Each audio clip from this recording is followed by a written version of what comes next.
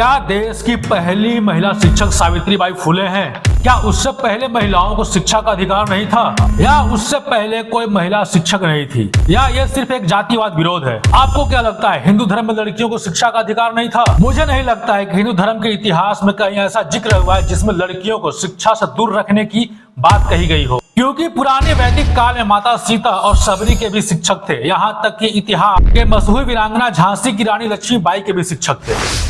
जैसा समय और हालात थे उस दौर के, जो भी शिक्षा थी वो उन्हें मिली। इसलिए ऐसा कहना बिल्कुल गलत है कि महिलाओं को पुराने समय में शिक्षा का अधिकार नहीं था। फिर क्यों लोग बोलते हैं महिलाओं को शिक्षा का अधिकार सावित्रीबाई फुले ने दी? इस बात पर चर्चा करने से पहले थोड़ा इनके बारे में जान लेते हैं कि इतिहास क्या कहता है, तब आपको असली सच्चाई मालूम पड़ेगी। सावित्रीबाई फुले का जन्म 3 जनवरी 1831 को महाराष्ट्र के सतारा स्थित नाय गांव में हुई थी, लेकिन मुझे सही तारीख और वर्ष पर डाउट है, क्योंकि पहले के लोग इतना डेट टाइम लिख कर रखते नहीं थे। हिंदू कैलेंडर के अनुसार इनका जन्म पौष माह के बीच में हुआ होगा, ईस्वी सन मान लेते हैं। इनके पिता का नाम खंडोजी नवेश और माता का नाम लक्ष्मीबाई था। ये झांसी वाली लक्ष्मीबाई समझकर आप लोग नया विवाद उत्पन्न नहीं कर दीजिएगा। इनका विवाह 1841 में ज्योतिराव फुले से हुआ था, जो एक बाल विवाह था। मैं आप लोगों को एक बात बता दूं कि मुगलों का आने से पहले भारत में बाल विवाह नहीं होता था। कई इतिहासकारों का मानना है, और प्राचीन धर्म ग्रंथों में भी बाल विवाह या छोटी उम्र में विवाह जैसी बात नहीं लिखी है। लेकिन ऐसा क्यों होने लगा, आप लोग खुद वीडियो को पॉज करके कमेंट में बताएं। आते हैं असली मुद्दे पर, जिससे मुझे सच्चाई नजर आती है कि तब दलित बच्चों को पढ़ने का अधिकार नहीं था, चाहे वो लड़का हो या लड़की, क्योंकि सावित्रीबाई एक दिन अंग्रेजी किताब लेकर पढ़ने की कोशिश कर रही थी। उस दौरान उनके पिता ने देखा और किताब फेंककर उन्हें डांटा।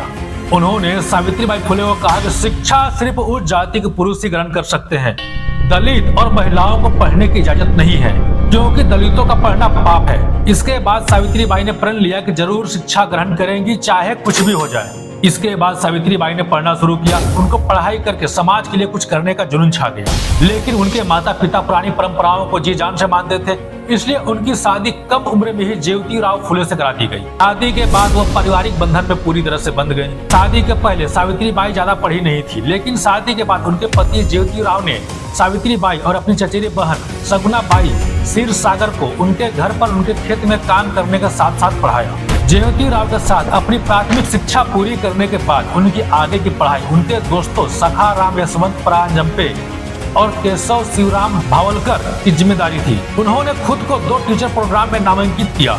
पहला संस्थान अहमदनगर में एक अमेरिकी मिशनरी सिंथिया फरारा द्वारा संचालित संस्थान में था, और दूसरा पुणे में एक सामान्य स्कूल में था। उनकी ट्रेनिंग को देखते हुए सावित्रीबाई शायद पहली भारतीय महिला टीचर और प्रिंसिपल थी। लेकिन यह काम आसान नहीं था उस दौर का, क्योंकि जब वो स्कूल पढ़ने जाती थी तो लोग उन्हें पत्थरों से मारते थे, लोग उन पर कूड़ा और कीचड़ भी फेंकते थे, लेकिन उन्होंने हिम्मत नहीं हारी।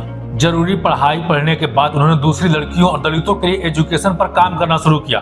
सावित्रीबाई ने साल 1848 से लेकर 1852 के बीच लड़कियों के लिए 18 स्कूल खोले थे।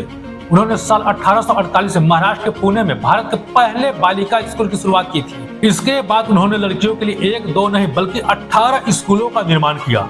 सावित्रीबाई ने सिर्फ शिक्षा के लिए नहीं बल्कि देश में मौजूद कई कुरीतियों के खिलाफ आवाज उठाई। उन्होंने छुआछूत, बाल विवाह, सती प्रथा और विधवा विवाह निषेध जैसी कुरीतियों का विरोध किया और इनके खिलाफ लड़ती रही। ऐसा कहा जाता है कि उन्होंने बेटे यशवंत राव को गोद लिया था, हालांकि इसके लिए अभी तक कोई मूल प्रमाण उपलब्ध नहीं है। कहा जाता है कि जब यशवंत की शादी की उम्र हुई तो कोई भी उनसे अपनी बेटी की शादी कराने के लिए तैयार नहीं था।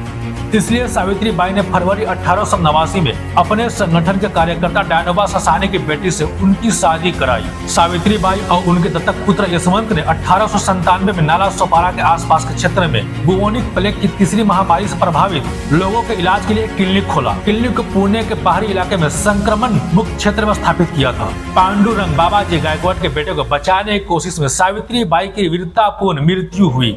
यह जानने के बाद गायकवाड़ के बेटे मुधुआ के बाहर महार बस्ती में प्लेग के कांटेक्ट में आए थे। सावित्रीबाई फुले उन्हें वापस अस्पताल ले गई। इसमें सावित्रीबाई फुले प्लेग की चपेट में आ गई और 10 मार्च 1897 को रात 9 बजे उनकी मृत्यु हो गई। दोस्तों, ऐसे देवी के लिए मेरे दिल में जो सम्मान और श्रद्धा है वो मैं बता नहीं सकता। मैंने माता सरस्वती को सिर्फ मूर्तियों में देखा है, लेकिन आज इनकी जीवनी और हकीकत जानकर मुझे साक्षात माता सरस्वती के दर्शन हो गए। सही मायने में विद्या देने वाली को सरस्वती कहते हैं, जो इन्होंने ईमानदारी से किया। दोस्तों, ये वीडियो आपको कैसा लगा कमेंट में जरूर बताएं। तब तक के लिए जय हिंद, जय भारत।